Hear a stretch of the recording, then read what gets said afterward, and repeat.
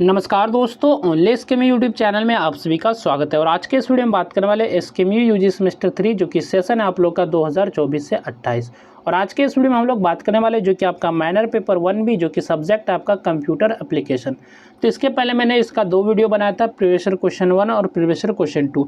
और आपने उन 2 वीडियो को नहीं देखा है तो आप हमारे चैनल से जाकर देख सकते हैं, या फिर आपको इसी वीडियो के डिस्क्रिप्शन में प्लेलिस्ट का लिंक मिलेगा तो वहाँ से भी जाकर आप इस वीडियो को देख सकते हैं, मतलब कि वो पहले के 2 वीडियो को देख सकते हैं। और ये जो आपका प्रीवियस ईयर क्वेश्चन 3 वीडियो और ये जो आपका लास्ट वीडियो रहने वाला है कंप्यूटर एप्लीकेशन माइनर पेपर के लिए, और इसमें हम लोग कुछ क्वेश्चन आंसर के बारे में बात करने वाले हैं। सबसे पहले बात कर लेते हैं, ये जो क्वेश्चन पेपर है ये सेमेस्टर 4 सेशन 2022 से 26 में पूछा हुआ क्वेश्चन है। और सब्जेक्ट था आपका माइनर पेपर जो था आपका माइनर पेपर 2B, और सब्जेक्ट था आपका फंडामेंटल ऑफ कंप्यूटर्स।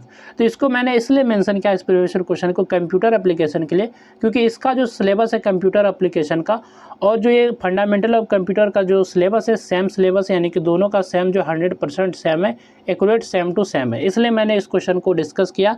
और इसके पहले भी मैंने जो है क्वेश्चन पेपर जो प्रीवियस ईयर क्वेश्चन 2 दिखाया था वो 23 से 27 सेशन में सेमेस्टर 4 में पूछे गए क्वेश्चन थे। तो इस तरह मैंने टोटल जो आपको 3 प्रीवियस ईयर क्वेश्चन कराने का सोचा था, और ये लास्ट वीडियो मैंने करा भी दिया। तो आप लोग जो तीनों के क्वेश्चन को अच्छे से अच्छे से प्रैक्टिस कीजिएगा, अच्छे से तैयार कीजिएगा तीनों के प्रीवियस ईयर क्वेश्चन को। और इसके बाद आपको कंप्यूटर एप्लीकेशन के लिए कोई वीडियो देखने को नहीं मिलेगा, और यही आपका लास्ट वीडियो रहने वाला है। तो सबसे पहले हम लोग बात करेंगे ग्रुप ए के क्वेश्चंस के बारे में, जिसमें कि आपके वेरी शॉर्ट क्वेश्चन और शॉर्ट क्वेश्चन रहते हैं। तो सबसे पहला जो क्वेश्चन है वेरी शॉर्ट क्वेश्चन का ए नंबर जो क्वेश्चन था आपका, who coined the term artificial intelligence, यानी कि कृत्रिम बुद्धिमत्ता शब्द किसने दिया। तो कृत्रिम जो बुद्धिमत्ता शब्द है, आर्टिफिशियल इंटेलिजेंस जो टर्म है, तो ये जो किसने दिया था। तो आर्टिफिशियल इंटेलिजेंस शब्द जो है जॉन मैकार्थी, यानी कि जॉन मैकार्थी ने जो है वर्ष 1956 में डार्टमाउथ कॉन्फ्रेंस के दौरान दिया। उन्होंने जो आर्टिफिशियल इंटेलिजेंस का जनक भी कहा जाता है, तो जॉन मैकार्थी को जो है आर्टिफिशियल इंटेलिजेंस यानी कि एआई का जनक भी कहा जाता है। और इस टर्म को जो आर्टिफिशियल इंटेलिजेंस जो टर्म है, तो इसको जो 1956 में डार्टमाउथ कॉन्फ्रेंस के दौरान जो इन्होंने दिया था जॉन मैकार्थी ने। तो ये आपका पहला क्वेश्चन का आंसर है। और यहाँ पर जिनको इंग्लिश में रेडी करना है तो आप इंग्लिश वाले आंसर को अच्छे से पढ़ सकते हैं, इंग्लिश वाले आंसर को अच्छे से तैयार कर सकते हैं। The term artificial intelligence was coined by John McCarthy in 1956 during the Dartmouth conference. He is also known as the father of artificial intelligence. तो ये जो टर्म आपका आर्टिफिशियल इंटेलिजेंस है, तो इन्होंने क्वाइंड किया था, इन्हें इस टर्म को जॉन मैकार्थी ने, और जो 1956 यानी कि 1956 में डार्टमाउथ कॉन्फ्रेंस के दौरान दिया था। और इन्हें जो है father of artificial intelligence, father of artificial के नाम से जाना जाता है। इसके बाद नेक्स्ट जो आपका क्वेश्चन है, name one uninformed search strategy. तो एक असूचित यानी कि एक अनइन्फॉर्म्ड सोच रणनीति का नाम बताइए। तो ब्रेड फर्स्ट सर्च यानी कि BFS जो एक प्रमुख अनइन्फॉर्म्ड सर्च स्ट्रेटजी है, और यह जो है सभी नोट्स को लेवल के अनुसार खोजती है और आवश्यकता होने पर सबसे छोटा मार्ग खोज सकती है। तो ये आपका जो एक अनइन्फॉर्म्ड खोज रणनीति का नाम है। इसके जगह पर आप जो DFS भी लिख सकते हैं, यानी कि डेप्थ फर्स्ट सर्च, वो भी आपका अनइन्फॉर्म्ड सर्च का उदाहरण है। इसके बाद यहाँ पर जो इंग्लिश में भी यहाँ पर आंसर है, bread first search is a popular uninformed search strategy. It explores all notes level by level and can find the shortest path when one exist. ये आपका आंसर है इंग्लिश में। इसके बाद नेक्स्ट आपका क्वेश्चन है question number C, what are some examples of AI in our daily life. हमारे दैनिक जीवन में कृत्रिम बुद्धिमत्ता के कुछ उदाहरण क्या है। तो हमारे जो दैनिक जीवन है इनमें AI का क्या एग्जाम्पल है, कुछ उदाहरण, तो इसके बारे में आपसे पूछा गया है। तो हमारे दैनिक जीवन में AI के उदाहरण है जैसे कि गूगल असिस्टेंट जो कि आपका वॉइस असिस्टेंट है। इसके बाद आपका सीरी, चैटबॉट्स, गूगल मैप्स, नेटफ्लिक्स और यूट्यूब रिकमेंडेशन, फेसबुक अनलॉक तथा ईमेल स्पैम फिल्टर जो कार्यों को आसान बनाते थे। इन सभी में जो है AI का एग्जाम्पल ये आपका हो जाएगा, जो कि इनमें जो AI के यूज किए गए ये सभी AI के आपके उदाहरण हो जाएगा दैनिक जीवन के लिए। इसके बाद नेक्स्ट आपका क्वेश्चन है क्वेश्चन नंबर D है, right the full form of ATM। ATM का पूरा नाम क्या है, ATM का फुल फॉर्म क्या है, तो इसके बारे में आपसे पूछा गया है। तो ATM का जो पूरा नाम होता है ऑटोमेटेड टेलर मशीन है, और यह जो एक इलेक्ट्रॉनिक मशीन है। तो ATM आपका क्या है, तो इलेक्ट्रॉनिक डिवाइस है जिसकी सहायता से, जिनकी मदद से ग्राहक बैंक से जो है नगद निकासी, बैलेंस जांच और अन्य बैंकिंग सेवाएं प्राप्त कर सकते हैं। तो यह आपका ATM है। और यहाँ पर इंग्लिश में भी आंसर है, ATM stands for automated teller machine. It is an electronic machine that allows customer to withdraw cash, check account balance and perform other banking services easily. तो ATM का जो फुल फॉर्म है automated teller machine है, और ये आपका एक electronic machine है, इलेक्ट्रॉनिक डिवाइस है। और इसमें जो आपके जो है कस्टमर को जो है कैश विड्रॉ करने के लिए सुविधा मिलता है, आप अपने अकाउंट के बैलेंस को चेक कर सकते हैं, या फिर और भी अदर बैंकिंग सर्विसेज को आप इजीली इस पर परफॉर्म कर सकते हैं, इसमें काम कर सकते हैं। इसके बाद नेक्स्ट आपका क्वेश्चन है E number, name any one AI used in phone, मतलब कि फ़ोन में प्रयुक्त होने वाले किसी एक कृत्रिम बुद्धिमत्ता का नाम लिखिए। तो आपके फ़ोन में जो AI यूज़ हुआ है, तो किसी एक का आपको उदाहरण बताना है, किसी एक का नाम लिखना है। तो फ़ोन में प्रयुक्त AI का जो एक प्रमुख उदाहरण है गूगल असिस्टेंट, यानी कि गूगल वॉइस का असिस्टेंट है। या जो है वॉइस कमांड समझकर प्रश्नों के उत्तर देता है, जानकारी खोजता है और कई कार्य जो है आसानी से करता है। तो गूगल असिस्टेंट आपका एक एग्जाम्पल होगा फ़ोन में प्रयुक्त AI का। यह आपका क्वेश्चन नंबर ए था। इसके बाद यहाँ से आपका शॉर्ट आंसर टाइप क्वेश्चन यानी कि शॉर्ट क्वेश्चन शुरू होते हैं। तो शॉर्ट क्वेश्चन पे शुरू होने से पहले, मतलब कि शॉर्ट क्वेश्चन पे चलने से पहले बात कर लेते हैं इस PDF के बारे में। ये PDF आप लोग कैसे डाउनलोड कर सकते हैं।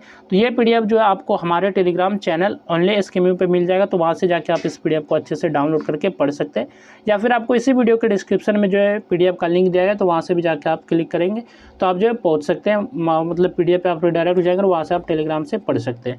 तो क्वेश्चन नंबर 2 जो कि आपका शॉर्ट क्वेश्चन है, what is heuristic function, what are the roles of heuristic function in AI। तो ह्यूरिस्टिक फंक्शन क्या है और कृत्रिम बुद्धिमत्ता में ह्यूरिस्टिक फंक्शन की भूमिकाएं क्या है, तो इसका क्या रोल है AI में ह्यूरिस्टिक फंक्शन का, और ह्यूरिस्टिक फंक्शन क्या है, तो इसके बारे में आपको बताना है। तो ह्यूरिस्टिक फंक्शन जो है एक ऐसी तकनीक है, ऐसी टेक्नोलॉजी है जो AI में किसी समस्या का समाधान जो है जल्दी खोजने के लिए उपयोग की जाती है, और यह जो है प्रत्येक नोड का अनुमानित मान बताती है कि वह गोल से कितना दूर है, और इस अनुमान के आधार पर सर्च एल्गोरिथम सबसे उपयुक्त मार्ग चुनता है। और ह्यूरिस्टिक फंक्शन जो सही दिशा में खोज करने में सहायता करता है, इसलिए जो समय और संसाधनों की बचत होती है, और इसका उपयोग जो है मुख्य रूप से A* सर्च एल्गोरिथम जैसे बुद्धिमान खोज तरीकों में किया जाता है। तो इनका इस्तेमाल जो होता है A* सर्च एल्गोरिथम में किया जाता है। और AI में ह्यूरिस्टिक फंक्शन की कुछ भूमिकाएं, पहला आपका भूमिका है गोल तक पहुंचने के लिए बेहतर मार्ग चुनने में सहायता करते हैं, यानी कि अगर आपको लक्ष्य तक पहुंचना है, किसी समस्या का समाधान तक पहुंचना है, तो इसमें जो आपको बेहतर मार्ग चुनता है, बेहतर रास्ते को चुनता है। इसके बाद आपका अनावश्यक नोट्स की खोज को कम करता है, खोज प्रक्रिया को तेज और अधिक प्रभावी बनाता है, और समय और मेमोरी की बचत करता है। इसके बाद आपका है बड़े और जटिल सर्च स्पेस में सही निर्णय लेने में मदद करता है। इसके बाद आपका robotics, game playing, route planning तथा जो नेविगेशन सिस्टम जैसे क्षेत्रों में व्यापक रूप से उपयोग किया जाता है। ये कुछ भूमिकाएं थी, कुछ रोल थे ह्यूरिस्टिक फंक्शन का AI में। इसके बाद नेक्स्ट जो आपका क्वेश्चन है, क्वेश्चन नंबर 3 है, will AI replace human jobs, explain with examples. तो क्या कृत्रिम बुद्धिमत्ता मानव नौकरियों की जगह लेगी, यानी कि क्या AI जो है आज ह्यूमन के जॉब है इसकी जगह ले सकता है, और उदाहरण सहित व्याख्या कीजिए, आपको उदाहरण के साथ बताना है। तो कृत्रिम बुद्धिमत्ता यानी कि आर्टिफिशियल इंटेलिजेंस यानी कि AI जो है कुछ मानव नौकरियां को बदल सकती है, कुछ ह्यूमन जॉब्स को बदल सकती है, लेकिन सभी को बदलना पॉसिबल नहीं है, लेकिन सभी नौकरियों की जगह नहीं ले सकता। और AI जो उन कार्यों को तेज़ी और सटीकता से करती है जो बार बार एक जैसी होती है, इसके कारण कुछ पारंपरिक नौकरियों की आवश्यकता कम हो सकती है। वही दूसरी ओर AI के कारण नई नौकरियां भी उत्पन्न होती है, जैसे कि AI engineer, data scientist, machine learning engineer और रोबोट टेक्नीशियन। उदाहरण के लिए ATM ने बैंक में नकद भुगतान का कार्य आसान किया, लेकिन बैंक कर्मचारियों की पूरी तरह आवश्यकता समाप्त नहीं हुई। इसी प्रकार चैटबॉट्स जो है ग्राहक सेवा में सहायता करते हैं, फिर भी कठिन समस्याओं के लिए मानव कर्मचारी की आवश्यकता रहती है, यानी कि पूरी तरह जो है ह्यूमन जॉब्स को रिप्लेस नहीं कर सकती। कारखानों में रोबोट्स उत्पादन कार्य तेज करते हैं, जबकि डॉक्टर AI की सहायता से रोगों की पहचान करते हैं, लेकिन अंतिम निर्णय जो डॉक्टर ही लेते हैं।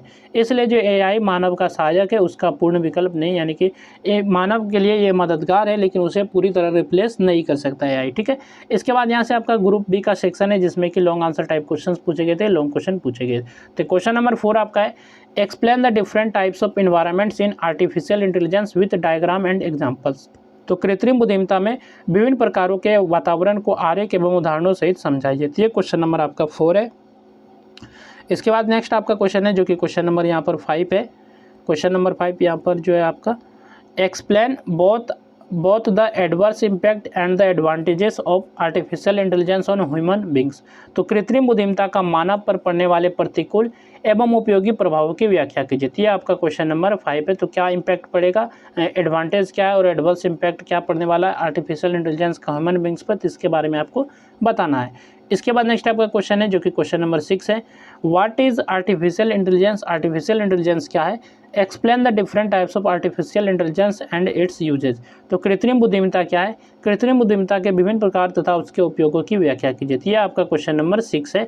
इसके बाद नेक्स्ट आपका क्वेश्चन है क्वेश्चन नंबर जो कि आपका 7 है, explain the history of artificial intelligence. कृत्रिम बुद्धिमत्ता का इतिहास बताइए, इनका क्या इतिहास है, क्या हिस्ट्री है, तो इसके बारे में आपको बताना है। इसके बाद नेक्स्ट आपका क्वेश्चन है जो कि क्वेश्चन नंबर आपका 8 है, write short notes on the following. इन पे आपको शॉर्ट नोट्स लिखना है। पहला आपका ए नंबर क्वेश्चन है चैट जीपीटी, तो चैट जीपीटी आपको शॉर्ट नोट लिखना है। फिर आपका एटीएम है, एटीएम पे आपको जो है शॉर्ट नोट लिखना है। एटीएम का फुल फॉर्म है आपका ऑटोमेटेड टेलर मशीन।